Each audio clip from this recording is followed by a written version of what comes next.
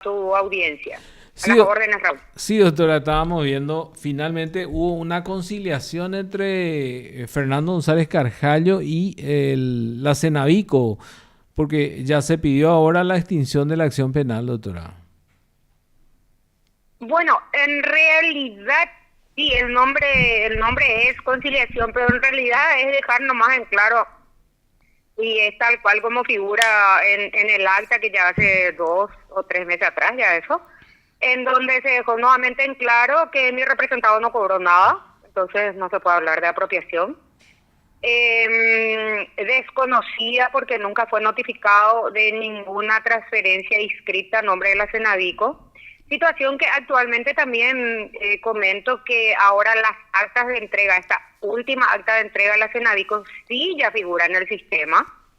Y bueno, en base a eso, entonces, en realidad es un desistimiento mutuo de acciones, ¿verdad? Tanto de la Cenavico como de nuestra parte por el tema de la denuncia, y eso se remite al juzgado para que pueda ser homologado y con la solicitud de la Fiscalía de la extinción de la acción. O Eso sea, es lo que aconteció, mi querido Raúl y Liz.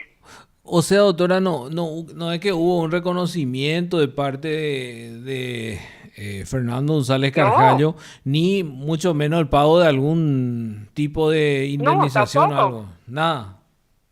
No, claro, porque ¿qué es lo que se va a reconocer si él no cobró nada luego nunca? Y la Cenavico, ¿cómo se llama? Aceptó eso, doctora. Quiere decir que reconocieron prácticamente que estaban equivocados.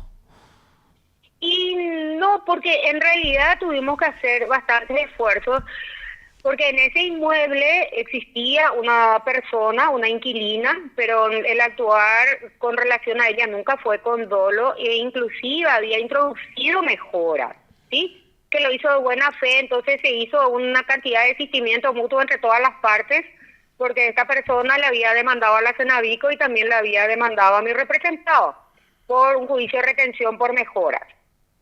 Ah, Como ella no le había pagado absolutamente nada al señor Fernando, ella desiste de su juicio de retención por mejora y sí ella abona los alquileres impagos que se tenía. Entonces, la Cenavico no perdió plata, mi representado nunca cobró, y bueno, es como que si esto se hubiera hecho previamente, no era necesario movilizar a toda la estructura penal, ¿verdad? Y tanto es así que dentro del marco de ese acuerdo, nosotros mismos, yo siguiendo instrucciones de mi representado, se hizo entrega del inmueble a la Cenavico, entiendo, entiendo. Y bueno, por la vía de mano. y ahora que se hace una audiencia preliminar, doctora, pues el fiscal no pide preliminar, pide audiencia de conciliación, parece algo así. Pide la homologación de lo que se llama acuerdo, que en realidad es un desistimiento mutuo. Mm, Y extinción por el artículo 25, numeral 10, porque no hay ningún daño, ninguna reparación que se pueda reclamar, ¿verdad? Y bueno, y solicita la extinción de la acción del fiscal ya hace rato que solicitó. Se había fijado una primera fecha de audiencia el 6 de mayo, que por recarga de trabajo del fiscal se suspendió y se fijó nuevamente ahora, para junio. Pero el juez llama a una audiencia preliminar, que es lo que corresponde, ¿verdad?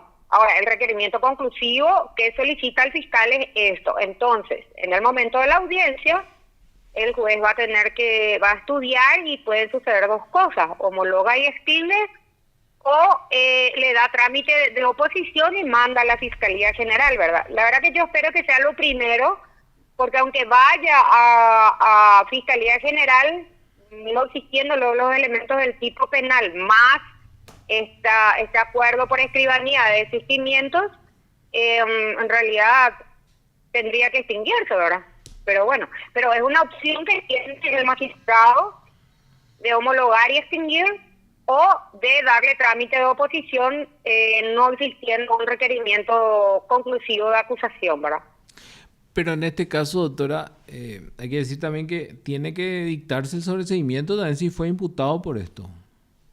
Totalmente, pero depende de qué trámite le imprima el señor juez. Si el señor juez entiende que, como se dice, que no están los elementos, que de un comienzo él cuestionó, de hecho, y no existiendo los elementos se extingue la acción y sale el sobreseimiento. Pero también puede entender que no existiendo un escrito conclusivo, le puede imprimir un trámite de oposición mandando a la Fiscalía General, y al retorno de la contestación, que no puede ser otra que solicitar la extinción y el sobreseimiento, recién ahí darse la extinción y el sobreseimiento. Entonces, todo conduce más o menos al mismo camino ahora. Entiendo. Pero uno es dar más vueltas nomás por una cuestión procesal de seguridad jurídica, como que la imputación se remitió también a la Fiscalía General del Estado y ellos se ratificaron en 2 oportunidades. Entonces, tal vez, digo, el magistrado también considere, si es que lo hace así, de remitir y darle trámite de oposición y remitir este pedido también a la Fiscalía para ver si se ratifica o se rectifica y presenta acusación, ¿verdad? Como se suele hacer. Pero el camino conduce todo o en esta etapa a un sobreseimiento por la extinción o en un juicio a una absolución. Pero ¿para qué transitar todo eso para llegar? Sería un despropósito, pero bueno, esas son las posibilidades. Realmente, doctora. Y cambiando un poquito el tema, doctora, ¿cómo quedó ese reclamo de honorarios multimillonarios que se hizo en el caso de usura y lavado de dinero, donde habían condenado a Ramón Mario González Dar? Y bueno, existen 2 regulaciones que están en trámite.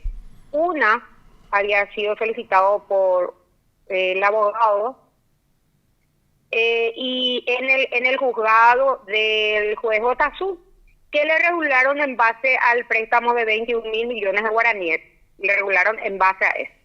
Eso fue apelado tanto por el doctor Diret como por esta parte, y Cámara resuelve de que se tiene que aplicar el arancel de abogados porque no surge de manera clara y precisa el monto que correspondería a la empresa MIT de apreciación pecuniaria, inclusive si se tratase de embargos para la reparación del daño. Bueno, entonces eso ya fue resuelto por Cámara de Apelación, que tienen que aplicarse el arancel, como nosotros también venimos reclamando. Referente a la nueva regulación que solicitaron ante la Tribunal magistrada de sentencia, sí, salió la resolución en donde la magistrada también entiende que debe aplicarse el arancel de abogado porque no existe un monto de apreciación pecuniaria que corresponda, que se le atribuya a MIT o al trabajo profesional de los abogados posible de estimación pecuniaria.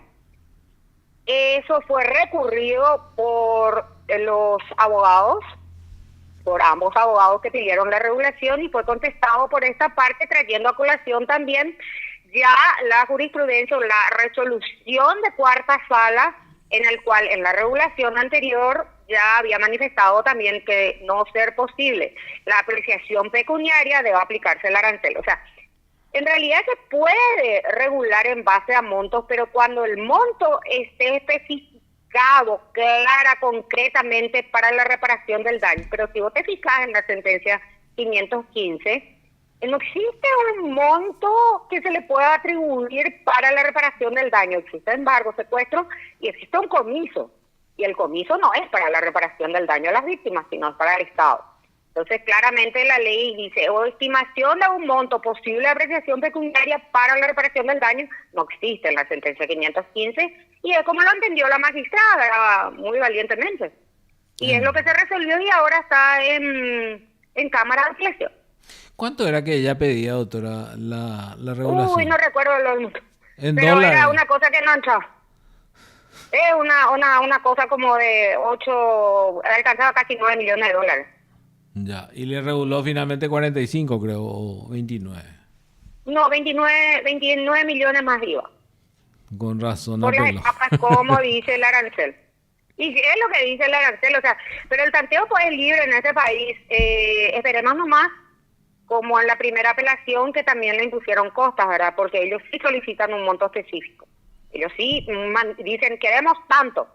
Y sí, eso es rechazado en la Cámara en la última apelación que resolvió cuarta sala con relación al abogado, se le impuso las costas.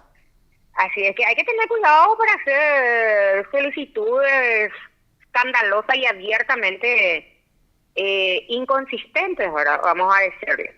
Y en ese caso, doctora, donde se le imponen las costas, ¿cómo se hace ahí? ¿Vos podés pedir una regulación de honorarios sobre la base? Vamos a solicitar. Ah, ya. ¿Y sobre la base de qué? ¿Del monto que ellos pidieron? Claro, ese monto sí está clarito y está ahí.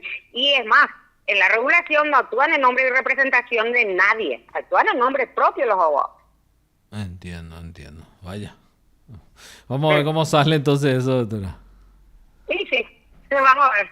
Y bueno, muchísimas gracias por su tiempo. A Muy las amable. órdenes, abrazos para ambos. Hasta luego. Usted está escuchando PDS.